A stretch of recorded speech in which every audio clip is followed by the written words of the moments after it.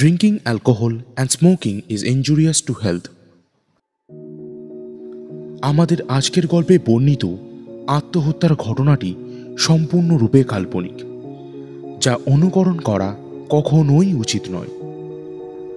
আজ আপনাদের জন্য প্রথমবার কথাসাহিত্যিক শরৎচন্দ্র চট্টোপাধ্যায়ের কলমে এক বিরহ প্রেমের কাহিনী অবলম্বনে অনুপমার প্রেম এবং গল্প পাঠে আমাদের ভুল ত্রুটি মার্জনীয়।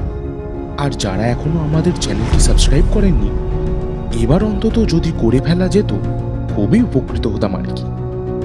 তো শুরু হচ্ছে আজকের গল্প, শরৎচন্দ্র চট্টোপাধ্যায়ের কলমে অনুপমার প্রেম।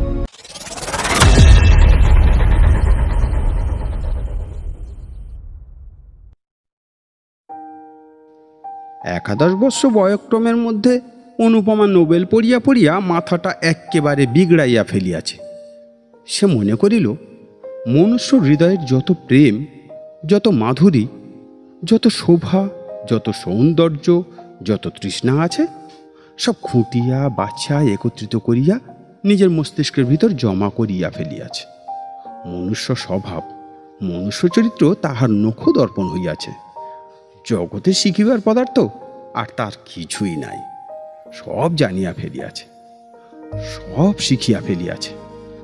সতীত্বের জ্যোতি সে যেমন দেখিতে পায়, প্রণয়ের মহিমা সে যেমন বুঝিতে পারে, জগতে আর যে কেহ তেমন সমজদার আছে, অনুপমা তাহা কিছুতেই বিশ্বাস করিতে পারে না। অনু ভাবিল সে একটি মাধবীলতা, সম্প্রতি মঞ্জুরি উঠিতেছে। এই অবস্থায় আশু সহকার শাখা বেষ্টিতা না হইলে ফোঁট ফোঁট কুঁড়িগুলি কিছুতেই পূর্ণ বিকশিত হইতে পারিবে না। তাই খুঁজিয়া পাতিয়া একটি নবীনকান্তি সহকার মনোনীত করিয়া লইল। 2-4 দিবসে তাকে মন, প্রাণ, জীবন, যৌবন সব দিয়া ফেলিল। মনে মনে মন দিবার বা নিবার সকলের সমান অধিকার, কিন্তু জড়াইয়া ধরিবার পূর্বে সহকারটার মতামতেরও ঈষৎ প্রয়োজন হয়। এখানেই মাধবীলতা কিছু বিপদে পড়িয়া গেল। নবীন নীরদকান্তকে সে কেমন করিয়া জানাইবে যে সে তাহারই মাধবীলতা? স্ফুটনোন্মুখ হইয়া দাঁড়াইয়া আছে। তাহাকে আশ্রয় না দিলে এখনই কুঁড়ির ফুল লইয়া মাটিতে লুটাইতে লুটাইতে প্রাণ ত্যাগ করিবে। কিন্তু সহকার এ তো জানিতে পারিল না। না জানি অনুপমার প্রেম উত্তরোত্তর বৃদ্ধি পাইতে লাগিল। অমৃতে গরল, সুখে দুঃখ, প্রণয়ে বিচ্ছেদ চিরপ্রসিদ্ধ। 2-4 দিবসে অনুপমা বিরহ ব্যথায় জর্জরিত। তনু হইয়া মনে মনে বলিল, স্বামী, তুমি আমাকে লও বা না লও, ফিরিয়া চাহো বা না চাহো, আমি তোমার চিরদাসী। প্রাণ যায় তাহাও স্বীকার, কিন্তু তোমাকে কিছুতেই ছাড়িব না। এ জন্মে না পাই, আর জন্মে নিশ্চয়ই পাইব। তখন দেখিবে সতীসাধ্যের ক্ষুদ্র বাহুতে কত বল। অনুপমা বড় লোকের মেয়ে। বাটি সংলগ্ন উদ্যানও আছে, মনোরম সরোবরও আছে। সেটা চাঁদও ওঠে, পদ্মও ফুটে, কোকিলও গান গায়, মধুপ ঝঙ্কার করে। এইখানেই সে ঘুরিয়া ফিরিয়া বিরহ ব্যথা অনুভব করিতে লাগিল। হেলো চুল করিয়া অলঙ্কার খুলিয়া ফেলিয়া, গাত্রে ধুলি মাখিয়া, প্রেমের যোগিনী সাজিয়া সরসীর জলে কখনো মুখ দেখিতে লাগিল, কখনো নয়ন জলে ভাসাইয়া গোলাপ পুষ্প চুম্বন করিতে লাগিল, কখনো অঞ্চল পাতিয়া তরুতলে শয়ন করিয়া হাউতাস ও দীর্ঘশ্বাস ত্যাগ করিতে লাগিল। আহারে রুচি নাই, শয়নে ইচ্ছা নাই, সাজসজ্জায় বিষম বিরাগ, গল্প গুজবে রীতিমতো বিরক্তি। অনুপমা দিন দিন শুকাইতে লাগিল। দেখিয়া শুনিয়া অনুর জননী মনে মনে প্রমাদ গুনিলেন। এক বই মেয়ে নয়, তার আবার এ কি হইল? জিজ্ঞাসা করিলে সে যে কি বলে কেহ বুঝিতে পারে না। ঠোঁটের কথা ঠোঁটেই মিলাইয়া যায়। অনুর জননী এক দিবস জগবন্ধুবাবুকে বলিলেন, ওগো, একবারও কি মেয়েটার দিকে চেয়ে দেখবে না? তোমার একটি বই তো মেয়ে নয়, সে যে বিনা চিকিৎসায় মারা যায়। জগবন্ধুবাবু বিস্মিত হইয়া বলিলেন, আহ, কি হলো? তা জানি নে। ডাক্তার আসিয়া দেখিয়া শুনিয়া বলিলেন, অসুখ বিসুখ কিছুই নাই, তবে এমন হয়ে যায় কেন? কি মুশকিল, তা কেমন করে জানবো? তবে আর কি, মেয়ে আমার মরে যাক। জ্বর নেই, বালাই নেই, শুধু শুধু যদি মরে যায় তা আমি কি ধরে রাখবো? গৃহিণী শুষ্ক মুখে বড় বধূমাতার নিকট ফিরিয়ে আসিয়া বলিলেন, ও বৌমা, মেয়ে আমার অমন করে বেড়াই কেন বলো তো? তুমি কি কিছু জানো? তা কেমন করে জানবো মা? তোমাদের কাছে কি কিছু বলে না? না, তেমন কিছু তো আমাদেরও বলে না। গৃহিণী প্রায় কাঁদিয়া ফেলিলেন। তবে আর কি হবে, না খেয়ে না শুয়ে এমন করে সমস্ত দিন বাগানে ঘুরে বেড়ালে কদিন আর বাঁচবে?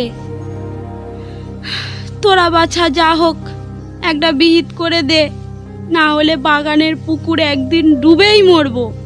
বড় বউ কিছুক্ষণ ভাবিয়া চিন্তিয়া বলিল, দেখে শুনে একটা বিয়ে দাও, সংসারের ভার পড়লে আপনি সব সেরে যাবে। বেশ, তবে এ কথা আজই আমি কর্তাকে জানাবো।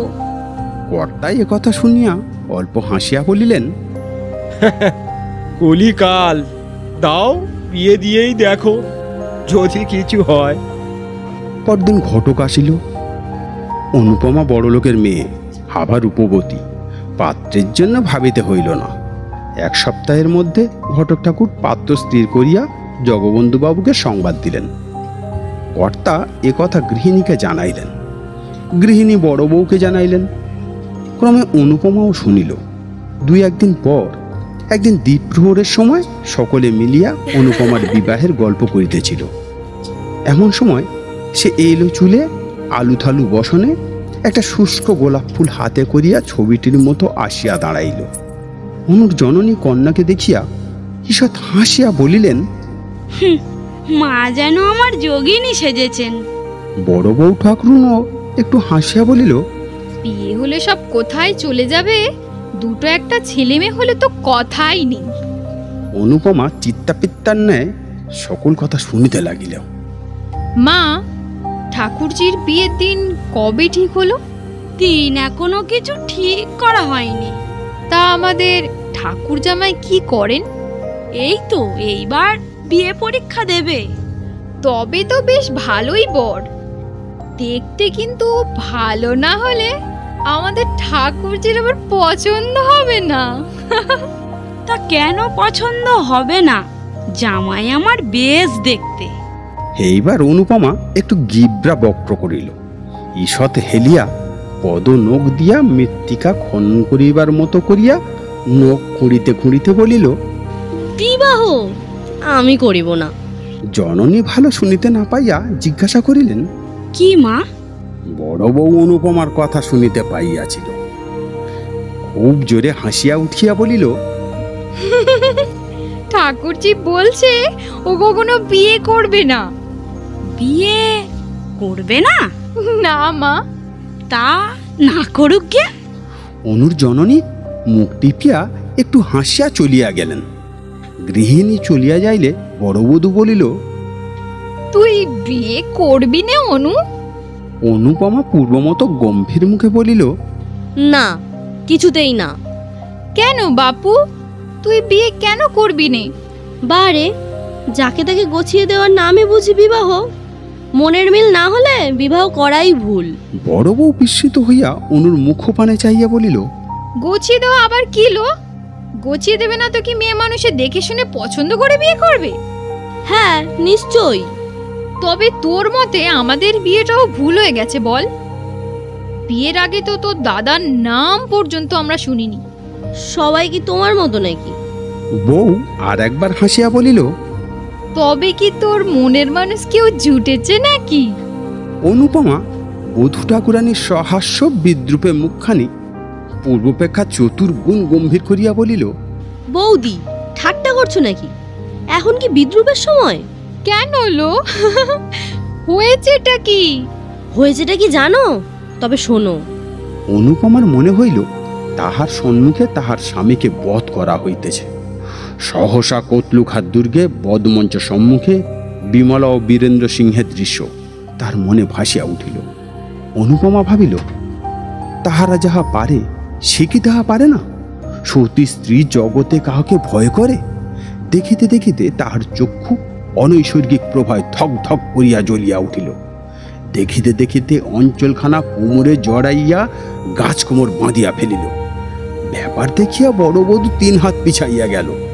নিমেষে অনুপমা পার্শ্ববর্তী খাটের খুঁড়ো বেশ করিয়া জড়াইয়া ধরিয়া ঊর্ধ্ব নেত্রে চিৎকার করিয়া কহিতে লাগিল, প্রভু, স্বামী, হে প্রাণনাথ, জগৎ সমীপে আজ আমি মুক্ত কণ্ঠে স্বীকার করব, তুমিই আমার প্রাণনাথ। প্রভু, তুমি আমার, আমি তোমার। এ খাটের খুঁড়ো নয়, এ তোমার পদযুগল। আমি ধর্ম সাক্ষী করে তোমাকে পতিত্বে বরণ করেছি। এখনো তোমার চরণ স্পর্শ করে বলছি, এ জগতে তুমি ছাড়া অন্য কেউ আমাকে স্পর্শ করতে পারবে না। কার সাধ্য প্রাণ থাকতে আমাদিগকে বিচ্ছিন্ন করে? মাগো জগৎ জননী! বড়বধূ চিৎকার করিয়া ছুটিয়া বাইরে আসিয়া পড়িল। ওগো, দেখো গে ঠাকুরজি কেমন ধারা কাঁদছে। দেখিতে দেখিতে গৃহিণী ছুটিয়া আসিলেন। বউ ঠাকুরনের চিৎকার বাহির পর্যন্ত পৌঁছাইয়াছিল। কি হয়েছে? হলো কি? কর্তা ও তার পুত্র চন্দ্রবাবু ছুটিয়া আসিলেন। কর্তা গিন্নিতে, পুত্র পুত্রবধূতে, দাস দাসীতে মুহূর্তে ঘরে ভিড় হইয়া গেল। অনুপমা মূর্ছিত হইয়া খাটের কাছে পড়িয়া আছে। গৃহিণী কাঁদিয়া উঠিলেন। অনুমা, অনুমা, আমার কি হলো? এই তোরা কে কোথায় আছিস? শিগগিরই আয়, একটু বাতাস কর, একটু জল দে। ইত্যাদি চিৎকারে পাড়ার অর্ধেক প্রতিবাসী বাড়িতে জমিয়া গেল। অনেকক্ষণ পরে চক্ষুর উন্মিলন করিয়া অনুপমা ধীরে ধীরে বলিল, আমি কোথায়? তাহার জননী মুখের নিকট মুখ আনিয়া সস্নেহে বলিলেন, কেন মা? এই যে তুমি তো আমার কোলেই শুয়ে আছো। অনুপমা দীর্ঘ নিঃশ্বাস ফেলিয়া মৃদু মৃদু কহিল, ও তোমার কোলে? আমি ভাবছিলাম আমি কোথায় কোন স্বপ্নরাজ্যে তার সঙ্গে ভেসে যাচ্ছি। দর বিগলিত অশ্রু তাহার গণ্ড বাহিয়া পড়িতে লাগিল। জননী তাহা মুছাইয়া কাতর হইয়া বলিলেন, কেন কাঁদছো মা? কার কথা বলছো? অনুপমা দীর্ঘ নিঃশ্বাস ফেলিয়া মৌন হইয়া রহিল। বড়বধূ চন্দ্রবাবুকে এক পাশে ডাকিয়া বলিল, সবাইকে যেতে বলুন আপনি, আর কোনো ভয় নেই, ঠাকুরজি ভালো হয়েছে। ক্রমশ সকলে প্রস্থান করিলে রাত্রে বড় বউ অনুপমার কাছে বসিয়া বলিল, ঠাকুরজি, কার সঙ্গে বিয়ে হলে তুই খুশি হবি বল আমায়। অনুপমা চক্ষু মুদ্রিত করিয়া কহিল, সুখ দুঃখ? সুখ দুঃখ বলতে আমার কিছুই নেই, সবই আমার স্বামী। তা তো বুঝি, কিন্তু কে সে? সুরেশ। সুরেশই আমার। সুরেশ? ওই রাখাল মজুমদারের ছেলে সুরেশ? হ্যাঁ, সেই। রাত্রে গৃহিণী এই কথা শুনিলেন। পরদিন অমনি মজুমদার বাড়িতে আসিয়া উপস্থিত হইলেন। নানা কথার পর সুরেশের জননীকে বলিলেন, ও দিদি, আমি বলি কি, তোমার ছেলের সঙ্গে আমার মেয়ের বিয়ে দাও না। সুরেশের জননী হাসিয়া বলিলেন, তাতে আর মন্দ কি দিদি, ভালো মন্দ তা বুঝি না, দিতেই হবে। তবে ছেলেকে একবার জিজ্ঞাসা করেই দেখি, সে বাড়িতেই আছে, তার মত হলে আশা করি কর্তার অমত হবে না। সুরেশ বাড়ি থাকিয়া তখন বিয়ে পরীক্ষার জন্য প্রস্তুত হইতেছিল। এক মুহূর্ত তাহার 1 বৎসর।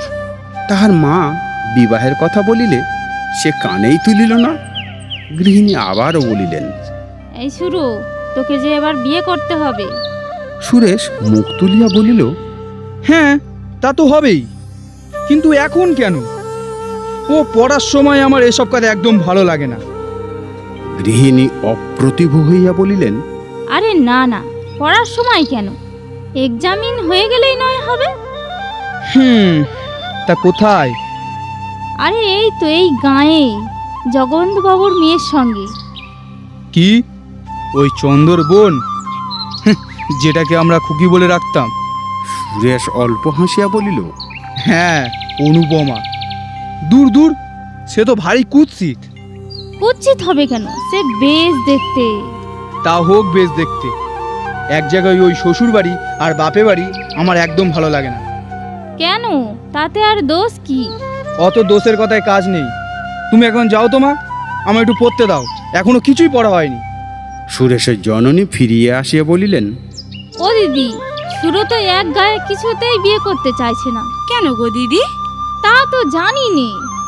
অনুর জননী মজুমদার গৃহিণীর হাত ধরিয়া কাতরভাবে বলিলেন, তা হবে না ভাই, এ বিয়ে তোমাকে দিতেই হবে। ছেলের অমত, আমি আর কি করব বলো ভাই? না হলে আমি কিছুতেই ছাড়বো না। তবে আজ থাক, কাল একবার চেষ্টা করে দেখবো। এখন অনুর জননী বাড়ি ফিরিয়া আসিয়া জগবন্ধুকে বলিলেন, ওগো শুনছো, ওদের ওই সুরেশের সঙ্গে যাতে আমাদের অনুমায়ের বিয়ে হয় তা করো। কেন বল দেখি? রায়গ্রামে তো একরকম সব ঠিকই হয়েছে, সে সম্বন্ধ আবার ভেঙে কি হবে? সে অনেক কথা, কারণ আছে। কি কারণ? কারণ কিছু নয়, কিন্তু ভেবে দেখো, সুরেশের মতো অমন রূপে গুণে ছেলে আর কি কোথাও পাওয়া যাবে? আর ও আমার একমাত্র মেয়ে, ওকে দূরে বিয়ে দেব না। তাছাড়া সুরেশের সঙ্গে বিয়ে হলে ওকে আমি যখন খুশি দেখতে পাবো। আচ্ছা, চেষ্টা করব। কর্তা নথ নাড়ার ভঙ্গি দেখিয়া হাসিয়া ফেলিলেন। সন্ধ্যার পর কর্তা মজুমদার বাটি হইতে ফিরিয়া আসিয়া গৃহিণীকে বলিলেন, হ্যাঁ, এ বিয়ে হবে না। সে কি কথা? কি বলবো বলো তো? ওরা না দিলে তো আর আমি ওদের বাড়িতে মেয়েকে জোর করে ফেলে আসতে পারি না। কি বলছো তুমি? দেবে না কেন? একই গায়ে বিয়ে, তাতে ওদের মত নেই। গৃহিণী কপালে করাঘাত করিয়া বলিলেন, সবই আমার কপালের দোষ। পরদিন তিনি পুনরায় সুরেশের জননীর নিকট আসিয়া বলিলেন, ও দিদি, ওদের বিয়ের ব্যাপারটা একটু কি কিছু ভেবে দেখলেন? আমার তো ইচ্ছে আছে, ছেলের আর মত হয় কই। ও দিদি, বলছি কি, আমি লুকিয়ে সুরেশকে আরো 5,000 টাকা দেব। টাকার লোক বড় লোক। সুরেশের জননী এই কথা সুরেশের পিতাকে জানাইলেন। কর্তা সুরেশকে ডাকিয়া বলিলেন, সুরেশ, তোমাকে এ বিয়ে করতেই হবে। কেন? কেন আবার কি? এ বিবাহে তোমার গর্ভধারিণীর মত আমারও মত, তা সঙ্গে সঙ্গে একটু কারণ হয়েও পড়ছে। সুরেশ নতমুখে বলিল, এখন পড়াশোনার সময় বাবা, পরীক্ষার ক্ষতি হবে। তা আমি জানি বাপু, পড়াশোনায় ক্ষতি করে তোমাকে বলছি না। পরীক্ষা শেষ হলে বিবাহ করো। ঠিক আছে, তখন দেখা যাবে কোন। অনুর জননীর আনন্দের সীমা নাই। এ কথা তিনি কর্তাকে বলিলেন। দাস দাসী সকলকেই মনের আনন্দে এ কথা জানাইয়া দিলেন। বড় বউ অনুপমাকে ডাকিয়া বলিল, ওলো, বর যে ধরা দিয়েছে। তা আমি জানতাম। তা কেমন করে জানলি? চিঠিপত্র চলতো নাকি? আমাদের চিঠিপত্র, সেটা তো অন্তরে চলতো। ধন্যি মেয়ে তুই। অনুপমা চলিয়া যাইলে বড় বধূরানী মৃদু মৃদু বলিল, পাকামি শুনলে গা জ্বালা করে। আমি 3 ছেলের মা, উনি আজকে আমাকে প্রেম শেখাতে এসেছেন।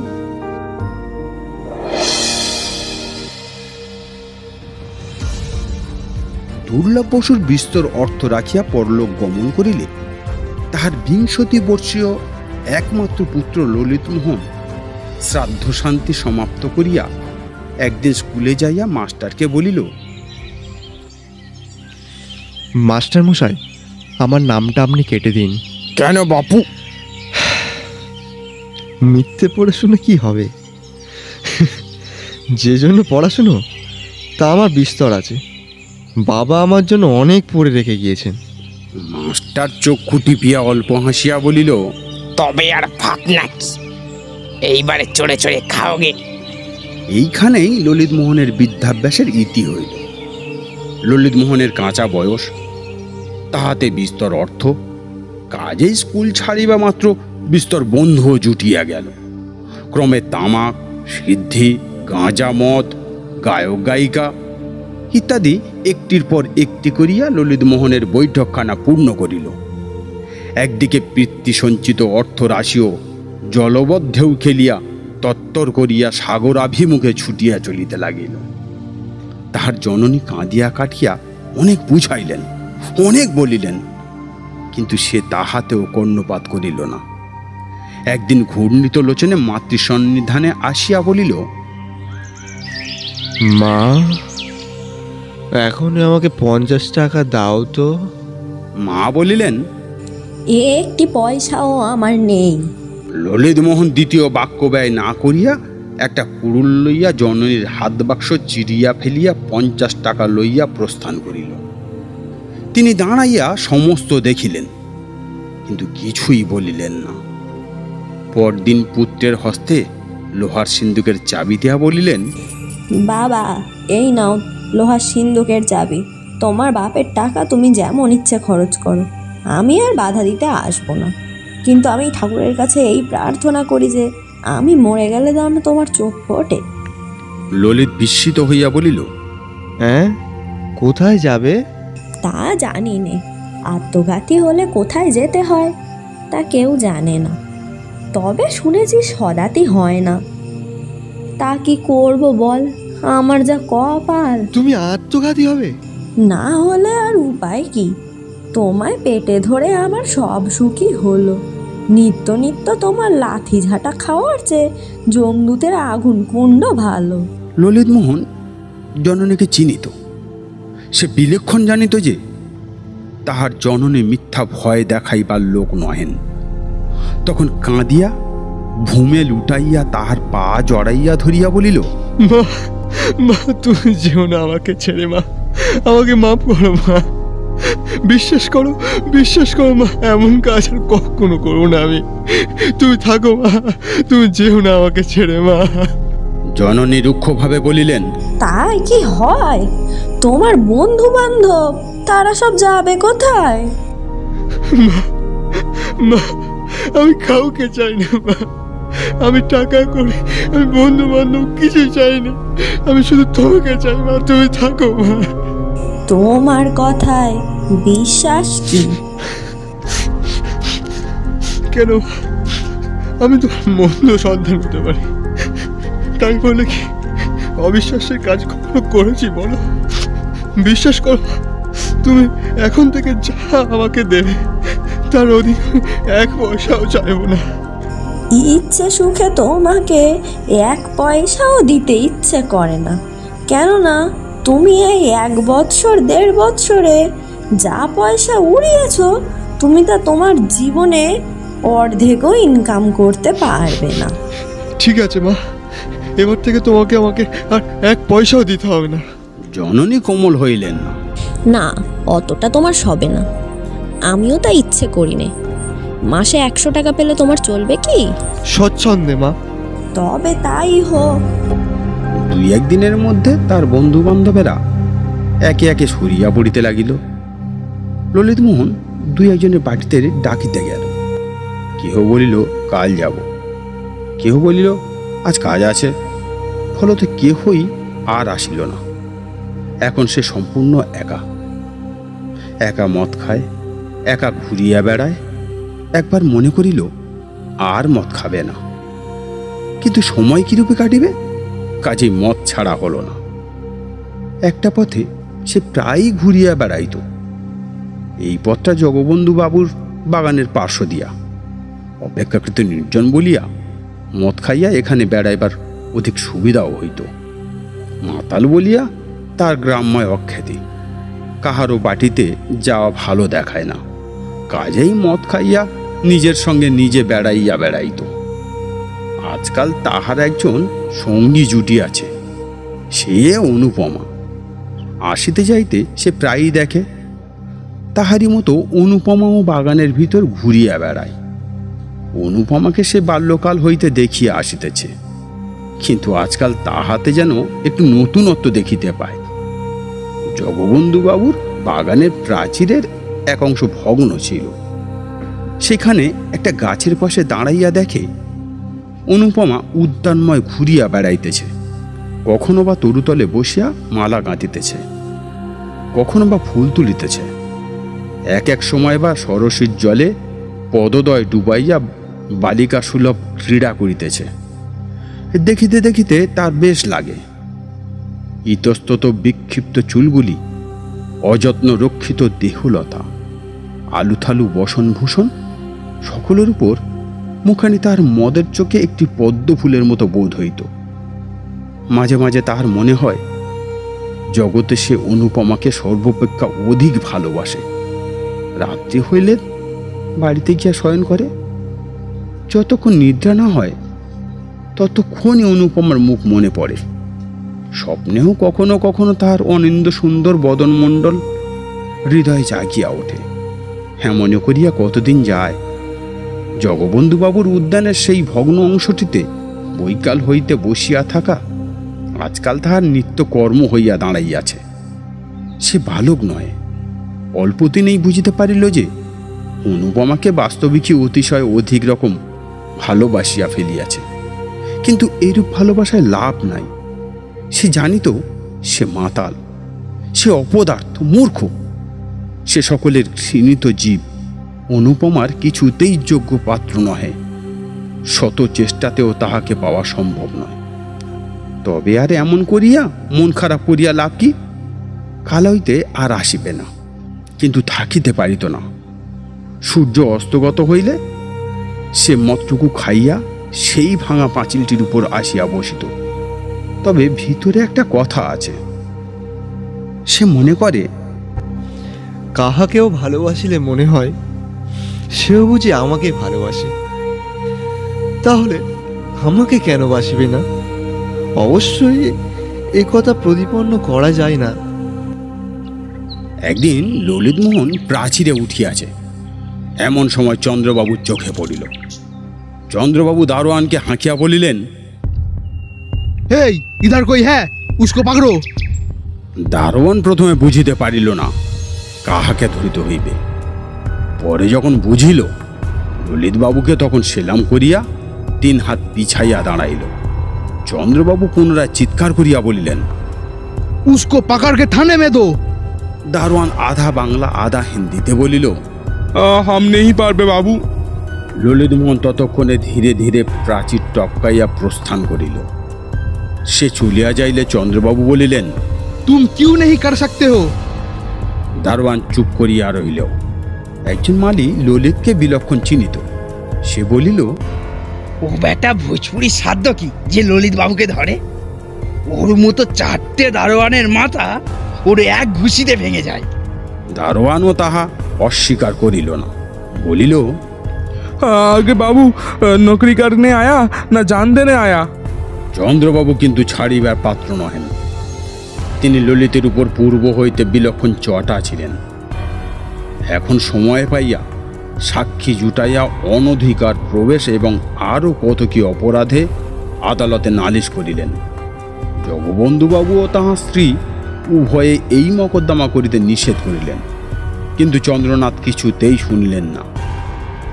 বিশেষ মর্মপীড়িতা অনুপমা জিদ করিয়া বলিল যে, পাপীকে শাস্তি না দিলে আমার মন কিছুতেই সুস্থির হবে না। ইন্সপেক্টর বাটিতে আসিয়া অনুপমার এজাহার লইল। অনুপমা সমস্তই ঠিকঠাক বলিল। শেষে এমন দাঁড়াইল যে ললিতের জননী বিস্তর অর্থ ব্যয় করিয়াও পুত্রকে কিছুতেই বাঁচাইতে পারিলেন না। 3 বৎসর ললিতমোহনের সশ্রম কারাবাসে আদেশ হইয়া গেল।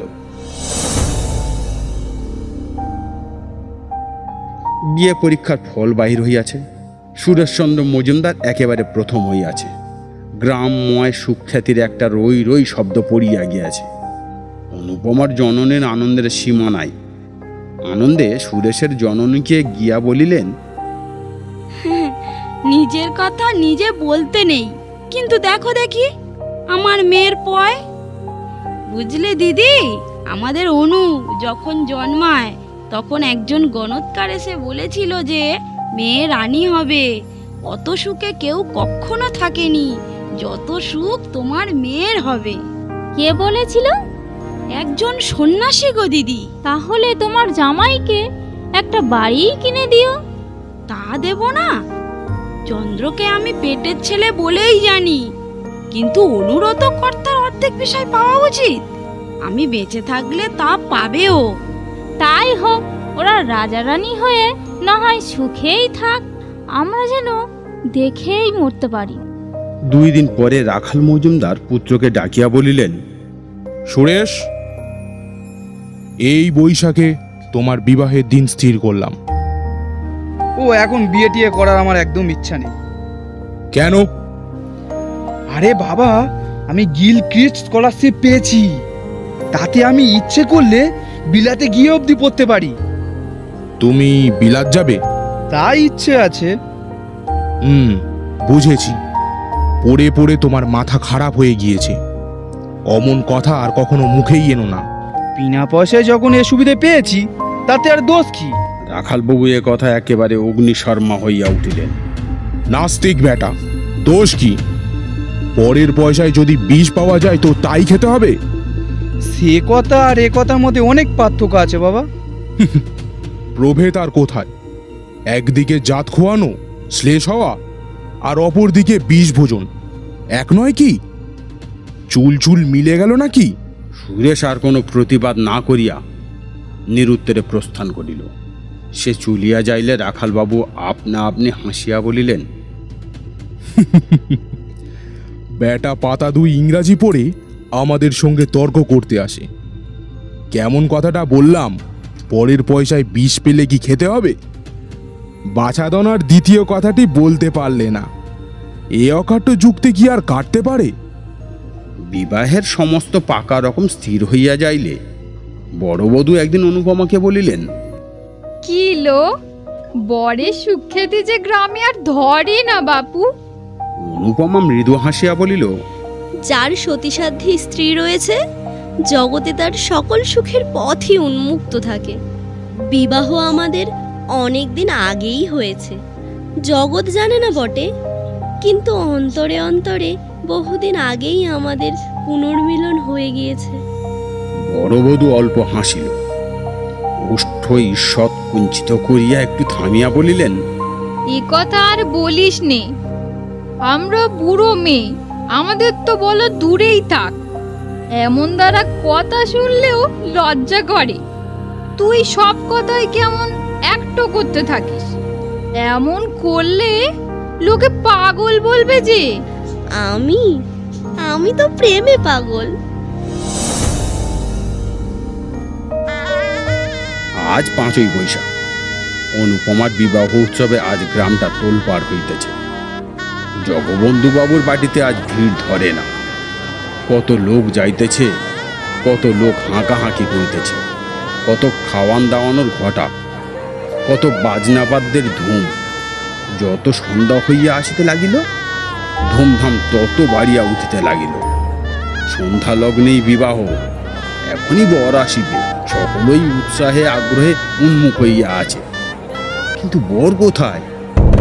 রাখালবাবুর বাটিতে সন্ধ্যার প্রাককালেই কলরব বাঁধিয়া উঠিয়াছে। সুরেশ গেল কোথায়?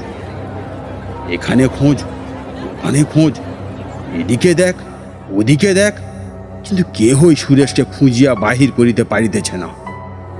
কুসংবাদ পৌঁছতে বিলম্ব হয় না। বজ্রাগ্নির মতো এই কথা জগবন্ধু বাবুর বাটিতে উড়িয়া আসিয়া পড়িল। বাড়ি শুধু লোক সকলে মাথায় হাত দিয়া বসিয়া পড়িল। সে কি কথা? 8টার সময় বিবাহের লগ্ন, কিন্তু 9টা বাজিতে চলিল। কোথাও বরের সন্ধান পাওয়া যাইতেছে না। জগবন্ধুবাবু মাথা চাপড়াইয়া ছোটাছুটি করিয়া বেড়াইতে লাগিলেন। গৃহিণী কাঁদিয়া আসিয়া তাহার নিকটে পড়িল। ওগো, শুনছো? এইবারে কি হবে গো?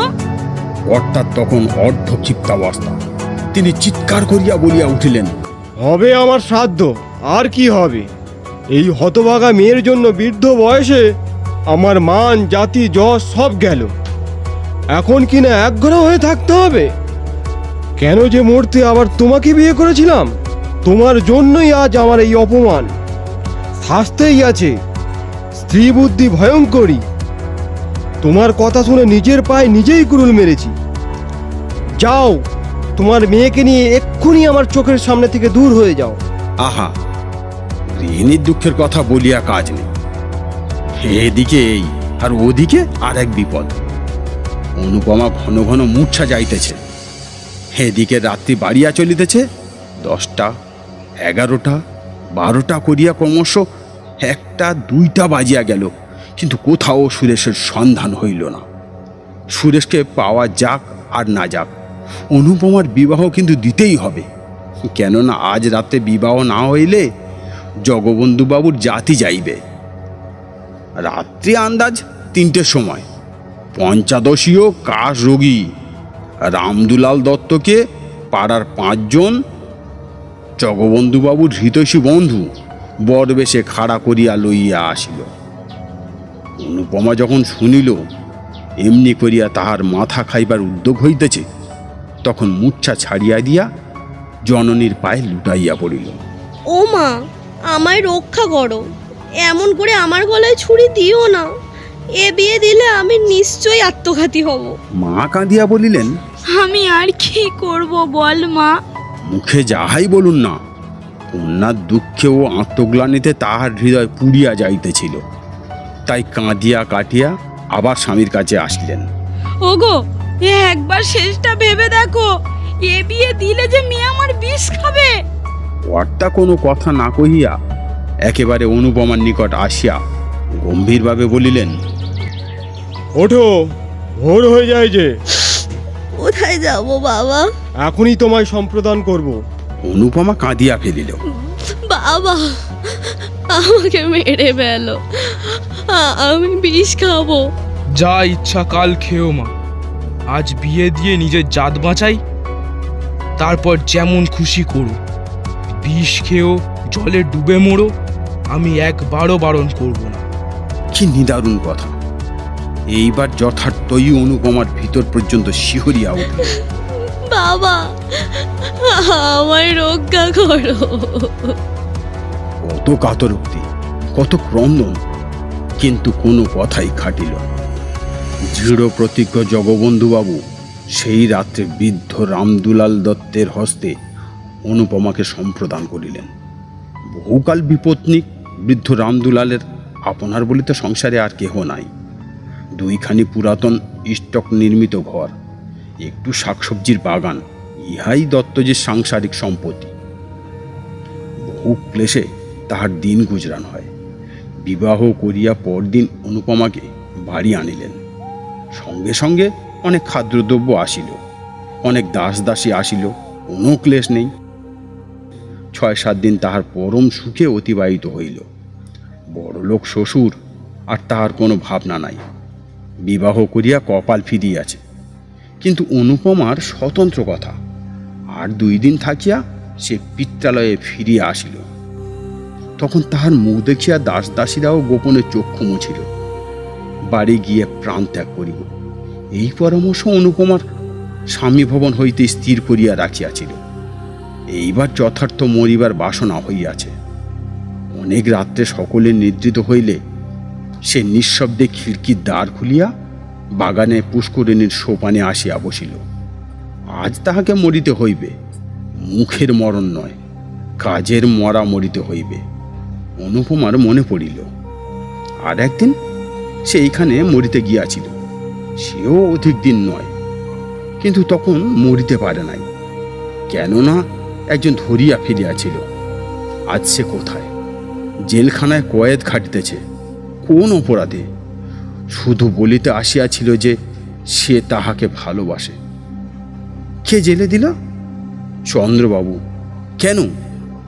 তাহাকে দেখিতে পারিত না বলিয়া, সে মাতাল বলিয়া, সে অনধিকার প্রবেশ করিয়াছিল বলিয়া। কিন্তু অনুপমা কি বাঁচাইতে পারিত না? পারিত, কিন্তু তাহা করে নাই, বরং জেলে দিতে সহায়তাই করিয়াছে। আজ তাহার মনে হইল ললিত যে যথার্থই ভালোবাসিত। হয়তো বাসিত, হয়তো বাসিত না, না বাসুক, কিন্তু তাহাকে দণ্ডিত করিয়া তাহার কি ইষ্টসিদ্ধ হইয়াছে? জেলে পাথর ভাঙিতেছে, ঘানি টানিতেছে, আরও কত কি নীচ কর্ম করিতে হইতেছে। ইহাতে হয়তো চন্দ্রবাবুর লাভ হইয়াছে, কিন্তু তাহার কি? সে দণ্ডিত না হলে কি তাহাকে পাইতে পারিত? তিনি এখন মনের আনন্দে নিজের উন্নতির জন্য জাহাজে চড়িয়া বিলাতে যাইতেছেন। উপমা সেইখানে বসিয়া বহুক্ষণ ধরিয়া কাঁদিল। তাহার পর জলে নামিল। এক হাঁটু, এক বুক, এক গলা ক্রমশ ডুবন জলে আসিয়া পড়িল।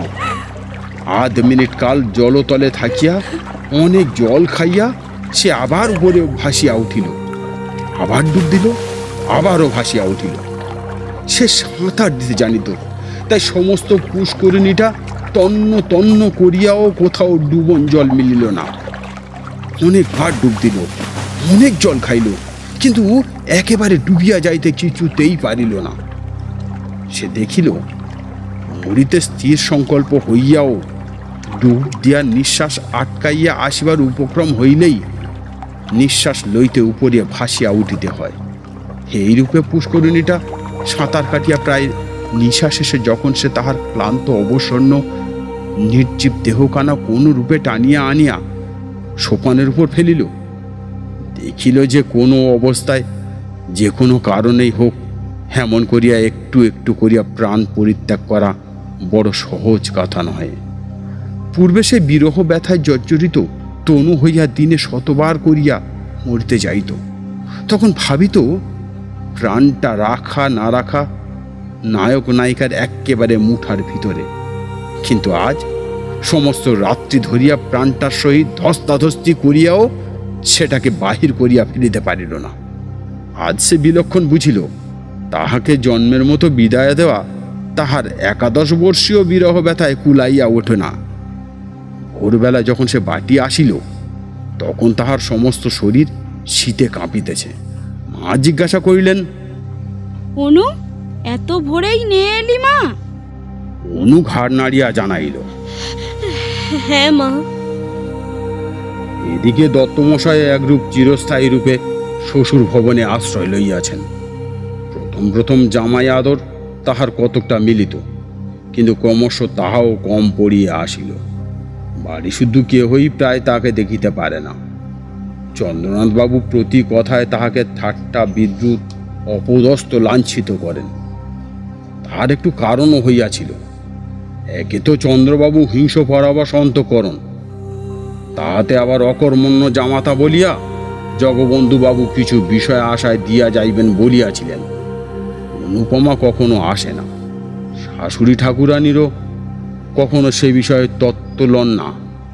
তথাপি রামদুলালের মনের আনন্দে দিন কাটিতে লাগিল। যত্ন আত্মীয়তা তিনি বড় একটা ধার ধারিতেন না, যাহা পাইতেন তাহাতেই সন্তুষ্ট হইতেন। তাহার উপর দুবেলা পরিতোষজনক আহার ঘটিতেছে। বৃদ্ধবস্থায় দত্তমশাই ইহাই যথেষ্ট বলিয়া মানিয়া লইতেন, কিন্তু তাহার সুখ ভোগ করিবার অধিক দিন আর বাকি ছিল না। একে জীর্ণ শীর্ণ শরীর, তাহার উপর পুরাতন সখা কাশ রোগ, অনেক দিন হইতে তাহার শরীরে আশ্রয় গ্রহণ করিয়া বসিয়া আছে। প্রতি বৎসরই শীতকালে তাহাকে স্বর্গে লইয়া যাইবার জন্য টানাটানি করিত। এবারও শীতকালে বিষম টানাটানি করিতে লাগিল। জগবন্ধুবাবু দেখিলেন যক্ষা রামদুলালের অস্থি মজ্জায় প্রতি গ্রন্থিতেই ছড়াইয়া পড়িয়াছে। পাড়াগাঁয়ে সুচিকিৎসা হইবে না জানিয়া কলকাতায় পাঠাইয়া দিলেন। সেখানে কিছুদিন সুচিকিৎসার পর সতীসাধ্যী অনুপমার কল্যাণে 2 বৎসর ঘুরিতে না ঘুরিতে সদানন্দ রামদুলাল সংসার ত্যাগ করলেন। তথাপি অনুপমা একটু কাঁদিল। স্বামী মরিলে বাঙালি মেয়েকে কাঁদিতে হয়, তাই কাঁদিল। তাহার পর স্বইচ্ছায় সাদা পরিয়া সমস্ত অলঙ্কার খুলিয়া ফেলিল। জননী কাঁদিতে কাঁদিতে বলিলেন, অনু, মা আমার, তোর এ বেশ তো আমি চোখে দেখতে পারি না, অন্তত একজোড়া হাতে বালা তো রাখ। তা হয় না মা, বিধবার যে অলংকার পরতে নেই। কিন্তু মা, তুই যে যুবতী মেয়ে। তা হোক, বাঙালির মেয়ে বিধবা হইলে কচি হোক বা বুড়ো, সমস্ত এক হইয়া যায়। জননী আর কি বলিবেন, শুধু কাঁদিতে লাগিলেন। অনুপমার বৈধব্য লোকে নতুন করিয়া শোক করিল না। 2-1 বৎসরের সে যে বিধবা হইবে তাহা সকলেই জানিত।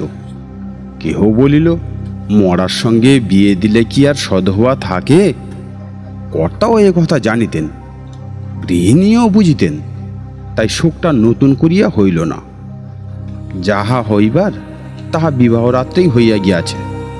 স্বামীকে ভালোবাসিত না, জানিল না, শুনিল না, তথাপি অনুপমা কঠোর বৈধব্য ব্রত পালন করিতে লাগিল।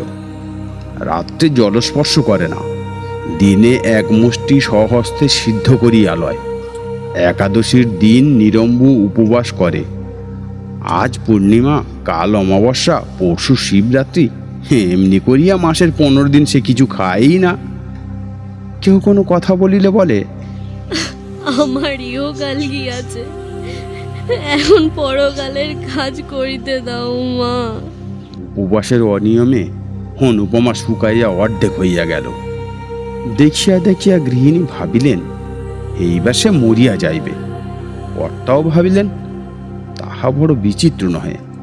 তাই একদিন স্ত্রীকে ডাকিয়া বলিলেন, শুনছ, অনুর আবার বিয়ে দিই, তুমি কি বলো?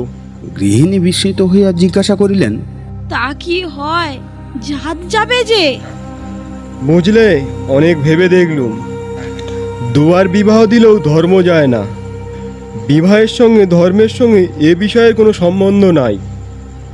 বরং নিজের কন্যাকে এইভাবে খুন করিলেই ধর্মহানির সম্ভাবনা। তবে তাই দাও। অনুপমা কিন্তু এ কথা শুনিয়া ঘাড় নাড়িয়া দৃঢ়স্বরে বলিল, কিন্তু তা তো হয় না। কর্তা তখন নিজে ডাকিয়া বলিলেন, খুব হয় মা। তাহলে আমার ইহকাল পরকাল 2 কালই গেল। কিছুই যাবে না, বরং না হলেই যাওয়ার সম্ভাবনা। মনে করো, তুমি যদি গুণবান প্রতিলাভ করো, তাহলে 2 কালেরই কাজ করতে পারবে। কেন, একাকী থাকা যায় না? না মা, তা হয় না। অন্তত বাঙালি ঘরের মেয়ের দ্বারা তো হয় না। ধর্মকর্ম কথা তো ছেড়েই দিলাম, সামান্য কিছু কর্ম করতে হলে ওদের অন্যের কারো সাহায্য নিতে হয়। স্বামী ছাড়া তেমন সাহায্য আর কি করতে পারে বল? আর কি দোষে তোমার এত শাস্তি মা?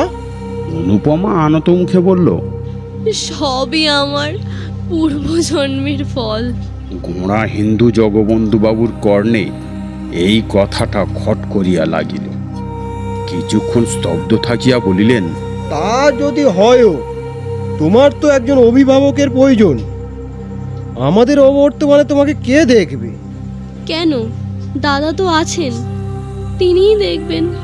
ঈশ্বর না করুন, সেও যদি তোমাকে না দেখে? সে তো আর তোমার মারপেটের ভাই নয়। বিশেষ করে আমি যতদূর জানি, সে বিশেষ সুবিধের নয়। অনুপমা মনে মনে বলিল, তখন না হয় বিষ খাবো। আরও একটা কথা আছে অনু, পিতা হলেও সে কথা আমার বলা উচিত। মানুষের মন যে সবসময় একই রকম থাকবে তা কেউ বলতে পারে না। বিশেষ করে যৌবনকালের প্রবৃত্তিগুলি সর্বদা বশে রাখতে মুনি ঋষিরাও সক্ষম হন না। কিছুকাল নিস্তব্ধ থাকিয়া অনুপমা কহিল, তাতে তো আমার জাত চলে যাবে। না মা, জাত যাবে না। এখন আমার সময় হয়ে আসছে, চোখও ফুটেছে, সবই বুঝছি। অনুপমা ঘাড় নাড়িল, মনে মনে বলিল, তখন জাত গেল আর এখন যাবে না? যখন চক্ষু কর্ণ বন্ধ করে তোমরা আমাকে বলিদান দিলে, তখন এ কথা ভাবলে না কেন? আজ আমারও চক্ষু ফুটেছে, আমিও ভালোরূপ প্রতিশোধ নেব। কোন রূপে তাহাকে টলাইতে না পারিয়া জগবন্ধুবাবু বললেন, তবে মা তা ভালো। তোমার ইচ্ছার বিরুদ্ধে আমি তোমার বিবাহ দিতে চাই না। তোমার খাবার পরবার ক্লেশ না হয় তা আমি করে যাব, তারপর ধর্মে মনে রেখে যা খুশি করতে পারো। 3 বছর পরে খালাস হইয়াও ললিত মোহন বাড়ি ফিরিল না। কেহ বলিল, আরে সে কি আর গ্রামে মুখ দেখাতে পারে? ললিত মোহন নানা স্থান পরিভ্রমণ করিয়া 2 বৎসর পরে সহসা একদিন বাটিতে আসিয়া উপস্থিত হইল। তাহার জননী আনন্দে পুত্রের শিরচুম্বন করিয়া আশীর্বাদ করিলেন। বাবা, এবার বিবাহ করে সংসারী হও। কপালে যা ছিল তা তো ঘটে গেছে, এখন আর সেজন্য মনে দুঃখ করো না। ললিত যাহা হয় একটা করিবে স্থির করিল। 5 বৎসর পরে ফিরিয়া আসিয়া ললিত গ্রামের অনেক পরিবর্তন দেখিল। বিশেষ দেখিল জগবন্ধুবাবুর বাটিতে কর্তা গিন্নি কেহ জীবিত নাই। চন্দ্রনাথবাবু এখন সংসারের কর্তা। অনুপমা বিধবা হইয়া এখানেই আছে, কারণ তাহার অন্যত্র স্থান নাই। পূর্বেই জননীর মৃত্যু হইয়াছিল। পরে পিতার মৃত্যুর পর অনুপমা ভাবিয়াছিল, পিতা যাহা দিয়া গিয়াছেন তাহা লইয়া কোনো তীর্থস্থানে থাকিবে এবং সেই টাকায় পুণ্য ধর্ম নিয়মব্রত করিয়া অবশিষ্ট জীবনটা কাটাইয়া দিবে। কিন্তু শ্রাদ্ধ শান্তি হইলে উইল দেখিয়া সে মর্মাহত হইল। পিতা কেবল তাহার নামে 500 টাকা দিয়া গিয়াছেন। তাহারা বড় লোক, এই সামান্য টাকা তাহাদিগের নিকট টাকাই নহে। বাস্তবিক এই অর্থে কাহারও চিরজীবন গ্রাসাচ্ছাদন নির্বাহিত হইতে পারে না। গ্রামে অনেকেই কানাঘুষো করিল, এ উইল জগবন্ধু বাবুর নহে, ভিতরে কিছু কারসাজি আছে। কিন্তু সে কথায় ফল কি? নিরুপায় হয়ে অনুপমা চন্দ্রবাবুর বাটিতেই রইল। লোকে বলে, আরে বুঝলে না, পিতার মৃত্যু না হওয়া পর্যন্ত নিজের সৎ মাকে চিনতে পারা যায় না, আর সৎ ভাইকেও সেরূপ পিতার জীবিতকাল পর্যন্ত চিনতে পারা কঠিন। এতদিন পরে অনুপমা জানিতে পারিল তাহার দাদা চন্দ্রনাথবাবু কি চরিত্রের মানুষ। যত প্রকার অধম শ্রেণীর মানুষ দেখিতে পাওয়া যায়, চন্দ্রনাথবাবু তাহাদের সর্বনিকৃষ্ট। হৃদয়ে এক তিল দয়া মায়া নেই, চোখে এক বিন্দু চামড়া পর্যন্ত নাই। অনুপমার এই নিরাশ্রয় অবস্থায় তিনি তাহার সহিত যেরূপ ব্যবহার আরম্ভ করিলেন তাহা বলিয়া শেষ করা যায় না। প্রতি কথায়, এমনকি উঠিতে বসিতে তিরস্কৃত, লাঞ্ছিত, অপমানিত করিতেন। অনেক দিন হইতে তিনি অনুপমাকে দেখিতে পারে না। আজকাল তো অধিক। না দেখিতে পারিবার কারণ তিনিই ভালো জানেন।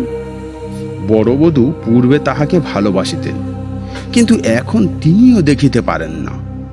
যখন অনু বড়লোকের মেয়ে ছিল, যখন তাহার বাপ মা বাঁচিয়া ছিল, যখন তাহার একটা কথায় 5 জন ছুটিয়া আসিত, তখনও তিনি ভালোবাসিতেন।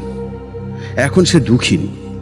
আপনার ভুলিতে কেহ নাই, টাকা কড়ি নাই, পরের অন্ন না খাইলে দিন কাটে না। তাহাকে কে এখন ভালোবাসিবে, কে এখন যত্ন করিবে? বড়বধূর 3-4টি ছেলে মেয়ের ভার অনুর উপর। তাহাদিওকে খাওয়াইতে হয়, স্নান করাইতে হয়, পড়াইতে হয়, কাছে করিয়া শুইতে হয়। তথাপি কোনো বিষয়ে একটু ত্রুটি হইলেই অমনি বড় ঠাকুরানীর রাগ করিয়া রীতিমতো 5টা কথা শুনাইয়া দেন। ইহা ভিন্ন অনুপমাকে নিত্য দুবেলা চন্দ্রবাবুর জন্য 2-4টে ভালো তরকারি রাঁধিতে হয়। পাচক ব্রাহ্মণ তেমন প্রস্তুত করিতে পারেন না, আর না হলে চন্দ্রবাবুরও কিছু খাওয়া হয় না। একাদশী হোক আর দ্বাদশী হোক আর উপবাসী হোক, সে রান্না তাহাকে রাঁধিতেই হইবে। বিধবা হইয়া অনুপমা প্রাতঃকালে স্নান করিয়া অনেকক্ষণ ধরিয়া পূজা করিত। এখন তাহাকে সেই সময়টুকুও দেওয়া হয় না। একটু বিলম্ব হলেই বড় বধূ ঠাকুরানী বলিয়া ওঠেন, ঠাকুরজি একটু হাত চালিয়ে নাও, ছেলে কাঁদছে, এখনো পর্যন্ত কিচ্ছু খেতে পাইনি। অনুপমা যা তা করিয়া উঠে আসে, একটিও কথা সে মুখ ফুটিয়া বলিতে পারে না। একাদশী দীর্ঘ উপবাস করিয়াও তাহাকে রাত্রে রন্ধন করিতে যাইতে হয়। তৃষ্ণায় বুক ফাটিতে থাকে, অগ্নির উত্তাপে মাথা টিপ টিপ করিতে থাকে, গা ঝিমঝিম করে, তবু কথা কহে না। অবস্থার পরিবর্তনে সহ্য করিবার ক্ষমতাও হয়, কেননা জগদীশ্বর তাহা শিখাইয়া দেন। না হইলে অনুপমা এতদিন মরিয়া যাইত। এই সংসারে তাহা অপেক্ষা দাসদাসীরাই শ্রেষ্ঠ। জোর করিয়া তাহাদের দুটো বলিলে তাহারাও দুটো জোরের কথা বলিতে পারে। অন্তত আমার মাহিনাপত্র চুকাইয়া দিন, বাড়ি যাই, এই কথাও বলিতে পারে। কিন্তু অনু তাহাও বলিতে পারে না। সে বিনামূল্যে কৃতদাসী। মারো কাটো, তাকে এখানে থাকিতেই হইবে, আর কোথাও যাইবার জো নাই। সে বিধবা, সে বড় লোকের কন্যা। অনুপমার অবস্থা বুঝাইতে পারা যায় না, বুঝিতে হয়। বাঙালির ঘরে পরান্ন প্রত্যাশিনী বিধবাই কেবল তার অবস্থা বুঝিতে পারিবেন, অন্যে না বুঝিতে পারে। আজ দ্বাদশী, সকাল সকাল স্নান করিয়া অনুপমা পূজা করিতে বসিল। তখনও 15 মিনিট হয় নাই। বড় বধূ ঘরের বাহির হইতে একটু বড় গলায় বলিলেন, ঠাকুরজি, তোমার কি আজ সমস্ত দিনে হবে না? এমন করলে চলবে না বাপু। অনুপমা শিবের মাথায় জল দিতেছিল, কথা কহিল না। বড় বধূ 10 মিনিট পরে পুনর্বার ঘুরিয়া আসিয়া সেইখান হইতে চিৎকার করিলেন, হলো? অত পুণ্যি ছালাই আটবে না গো, অত পুণ্যি করো না। আর অতই যদি পুণ্যি ধর্মের শখ থাকে তো বনে জঙ্গলে গিয়ে করোগে। সংসারে থেকে অত বাড়াবাড়ি সইতে পারা যায় না বাপু। তথাপি অনুপমা কথা কহিল না। বড় বউ দ্বিগুণ চেঁচাইয়া উঠিলেন, বলি কেউ খাবে দাবে না নাকি? অনুপমা হস্তস্থিত বিল্লপত্র নামাইয়া রাখিয়া বলিল, আমার অসুখ হয়েছে, আজ আমি কিছু পারবো না। পারবে না? তবে আর কি, সবাই উপোস করুক। কেন, আমি ছাড়া কি লোক নেই নাকি? ঠাকুরের কি হলো? তার জ্বর হয়েছে, আর উনি ঠাকুরের রান্না কি খেতে পারেন? না পারেন তো তুমি রেঁধে দাও গে। আমি রাঁধবো? মাথার যন্ত্রণায় প্রাণ যায়। একটা কবিরা 24 ঘন্টা আমার পিছনে লেগে আছে, আর আমি যাব আগুন তাতে? অনুপমা জ্বলিয়া উঠিল, বলিল, কেউ যখন রাঁধতেই পারবে না তখন সকলকে উপোস করতে বলো। তাই যাই, তোমার দাদাকে এ কথা জানাই গে। তার আর তোমার অসুখ হবে কেন? এই নিয়ে ধুয়ে এলে এখনই গিলবে কুটবে। আর বড় ভাইকে একটু রেঁধে খাওয়াতে পারবে না? না, পারি নে। বড় বউ, আমি তোমাদের কেনা বাদী নই যে যা মুখে আসবে তাই বলবে। আমি এসব কথা দাদাকে জানাবো। বড় বউ মুখভঙ্গি করিয়া বলিল, তাই জানাও গে। তোমার দাদা এসে আমার মাথাটা কেটেই নিয়ে যাক। অনুপমা কিছুক্ষণ স্তব্ধ হইয়া রইল, তারপর বলিল, তা জানি, দাদা ভালো না হলে আর তোমার এত সাহস কেন? তিনি করেছেনটা কি? খেতে দিচ্ছেন, পড়তে দিচ্ছেন, আবার কি করবেন? সত্যি সত্যি তো আর আমাকে তাড়িয়ে দিয়ে তোমায় মাথায় করে রাখতে পারবেন না বলো? এজন্য আর মিছে মিছে রাগ করলে চলবে কেন? সমস্ত বস্তুরই সীমা আছে। অনুপমার সহিষ্ণুতারও সীমা আছে। সে এতদিন যাহা বলে নাই, আজ তাহা বলিয়া ফেলিল। বলিল, দাদা আমাকে আর খাওয়াতে পারবেন কি? যে বাপের টাকায় তিনি খান, আমি সেই বাপের টাকায় খাই। তাই যদি হতো তাহলে বাবার পথের কাঙাল করে রেখে যেত না? পথের কাঙাল তিনি করে যাননি, তোমরাই করেছো। গ্রাম শুদ্ধ সবাই জানে তিনি আমাকে নিঃসম্বল রেখে যাননি। সে টাকা দাদা চুরি না করলে আজ আমাকে তোমার মুখ নাড়া খেতে হতো না। বড় বধূর মুখ প্রথমে শুকাইয়া গেল, কিন্তু পরক্ষণেই দ্বিগুণ তেজে জ্বলিয়া উঠিল। গ্রাম শুদ্ধ সবাই জানে উনি চোর, তবে এ কথা কি ওকে জানাবো আমি? আর এও বলো যে পাপের ফল তাকে পেতেই হবে। সেদিন এমনিই গেল। অবশ্য এ কথা চন্দ্রবাবু শুনিতে পাইলেন, কিন্তু কোনরূপ উচ্চবাচ্য করিলেন না। চন্দ্রনাথবাবু সংসারের ভোলা বলিয়া একজন ছোঁড়া মতো ভৃত্য ছিল। 5-6 দিন পরে চন্দ্রবাবু একদিন তাহাকে বাটির ভিতর ডাকিয়া আনিয়া বেদম প্রহার করিতে লাগিলেন। চিৎকার শব্দে অন্যান্য দাস দাসীরা ছুটিয়ে আসিল। তখনও অসম্ভব মার চলিতেছে। অনুপমা ঘরের ভিতর পূজা করিতেছিল। পূজা ফেলিয়া সেও ছুটিয়ে আসিল। ভোলার নাক মুখ দিয়া তখনও রক্ত ছুটিতেছিল। অনুপমা চিৎকার করিয়া উঠিল, দাদা দাদা, করো কি? থামো থামো, মরে গেল যে। চন্দ্রবাবু খিঁচাইয়া উঠিলেন, আজ বেটাকে একেবারে মেরে ফেলবো, তোকেও সঙ্গে সঙ্গে মেরে ফেলতাম। শুধু তুই মেয়ে মানুষ বলে তুই বেঁচে গেলি। আমার সংসারে এত পাপ আমি কখনোই বরদাস্ত করব না। বাবা তোকে 500 টাকা দিয়ে গেছেন, তাই নে তুই আজই আমার বাড়ি থেকে দূর হয়ে যা।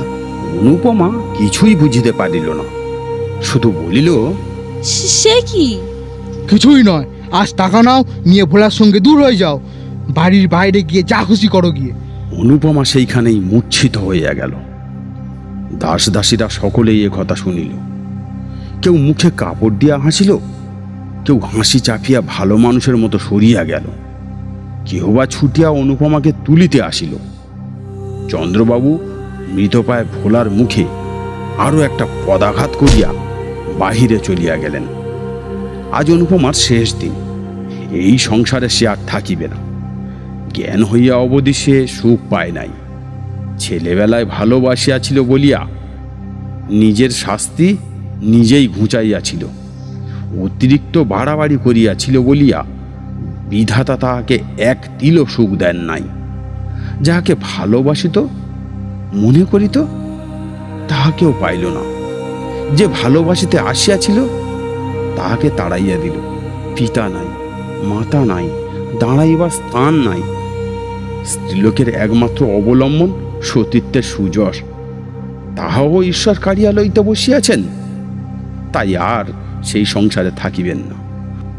বড় অভিমানে তাহার হৃদয় ফাটিয়া উঠিতেছে। নিস্তব্ধ নিদ্রিত কৌমুদী রজনীতে খিড়কির দ্বার খুলিয়া আবার বারবার 3 বার পুষ্করিণীর সেই পুরাতন সোপানে আসিয়া উপবেশন করিল। এবার অনুপমা চালাক হইয়াছে। আরবার সন্তরণ শিক্ষাটা তাকে মরিতে দেয় নাই। এবার তাহা বিফল করিবার জন্য কাকে কলসি লইয়া আসিয়াছে। এবার পুষ্করিণীর কোথায় ডুবন জাল আছে তাহা বাহির করিয়া লইবে। এবার নিশ্চয় ডুবিয়া মরিবে। মরিবার পূর্বে পৃথিবীকে বড় সুন্দর দেখায়। ঘর বাড়ি, আকাশ, মেঘ, চন্দ্র, তারা, জল, ফুল, লতা, বৃক্ষ সব সুন্দর হইয়া ওঠে। যেদিকে চাও সেদিকেই মনোরম বোধ হয়।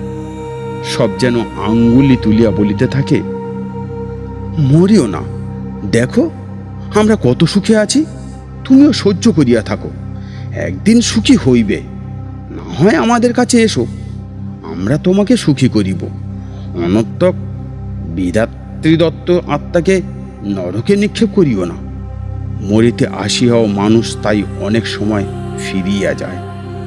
আবার যখন ফিরিয়া দেখে জগতে তাহার এক তিলও সুখ নাই, অসীম সংসারে দাঁড়াইবার এক বিন্দু স্নান নাই, আপনার পলিতে একজনও নাই, তখন আবার মরিতে চাহে।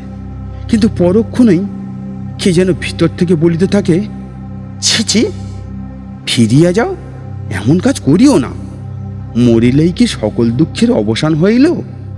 কেমন করিয়া জানিলে ইহা অপেক্ষা আরো গভীর দুঃখে পতিত হইবে না? মানুষ অমনি সংকুচিত হইয়া পশ্চাতে হটিয়া দাঁড়ায়। অনুপমার কি এসব কথা মনে হইতেছিল না? কিন্তু অনুপমা তবুও মরিবে, কিছুতেই আর বাঁচিবে না। পিতার কথা মনে হইল, মাতার কথা মনে হইল, সঙ্গে সঙ্গে আরো একজনের কথা মনে হইল। যাহার কথা মনে হইল সে ললিত। যাহারা তাকে ভালোবাসিত তাহারা সকলে একে একে চলিয়া গিয়াছে।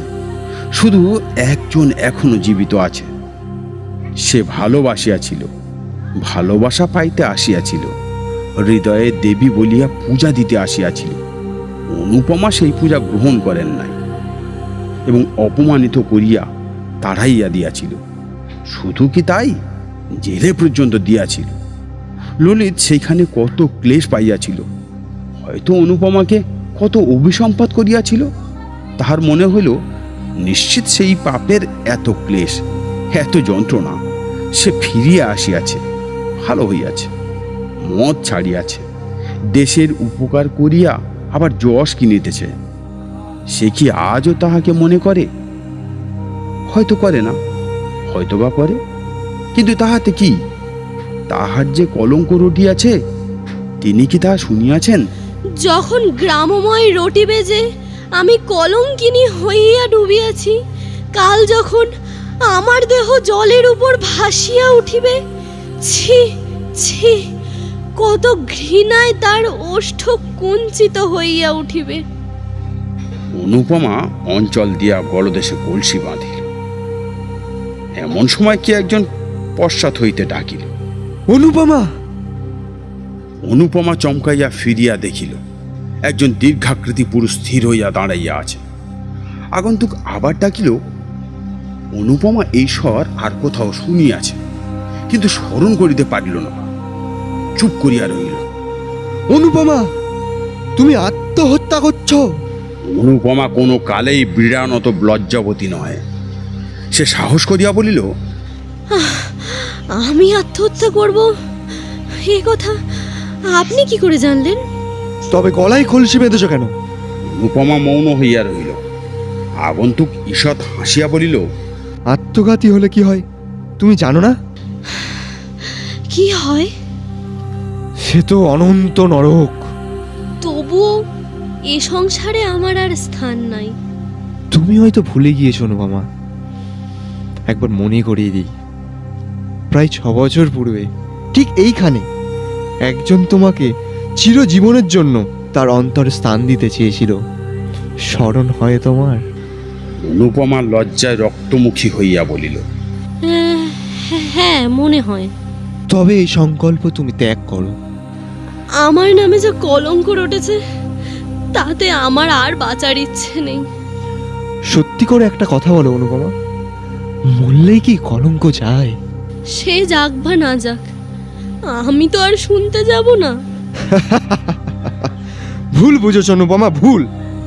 মরলেও এই কলঙ্ক চিরকাল তোমার নামের পাশে ঘুরে বেড়াবে।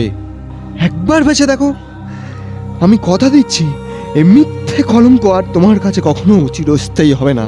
কিন্তু কোথায় গিয়ে বেঁচে থাকবো আমি? আমার সঙ্গে চলো। অনুপমার একবার মনে হইল তাহাই করিবে। চরণে লুটাইয়া পড়িবে, বলিবে, আমাকে ক্ষমা করো, বলিবে, তোমার অনেক অর্থ, আমাকে কিছু ভিক্ষা দাও, আমি গিয়ে কোথাও লুকাইয়া থাকি। পরে অনেকক্ষণ মৌন থাকিয়া ভাবিয়া চিন্তিয়া বলিল, না, আমি যাব না। কথা শেষ হইতে না হইতেই অনুপমা জলে ঝাঁপাইয়া পড়িল।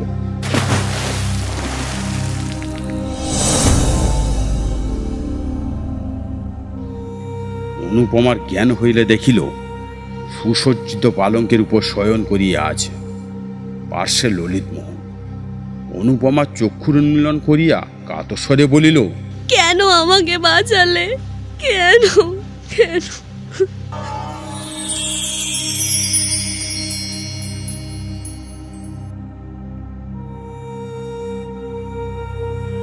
শুনছিলেন কথা সাহিত্যিক শরৎচন্দ্র চট্টোপাধ্যায়ের লেখা এক বিরহ প্রেমের কাহিনী অবলম্বনে অনুপমার প্রেম। গল্প পাঠে আমাদের বিশেষভাবে সহযোগিতা করেছে অনুপমা ও ললিতের মায়ের চরিত্রে শিলেখা, অনুপমার মা পম্পা, অনুপমার বাবা দেবাশিস, বড় বউ কাকলি, সুরেশ, স্বপন, সুরেশের মা সনকা, সুরেশের বাবা রাজদীপ, ললিতমোহন, সুপ্রভাত, চন্দ্র, অয়ন এবং মাস্টারমশাইয়ের চরিত্রে আমি স্বর্ণদীপ। অন্যান্য চরিত্রে স্বপন, অয়ন, রাজদীপ এবং স্বর্ণদীপ।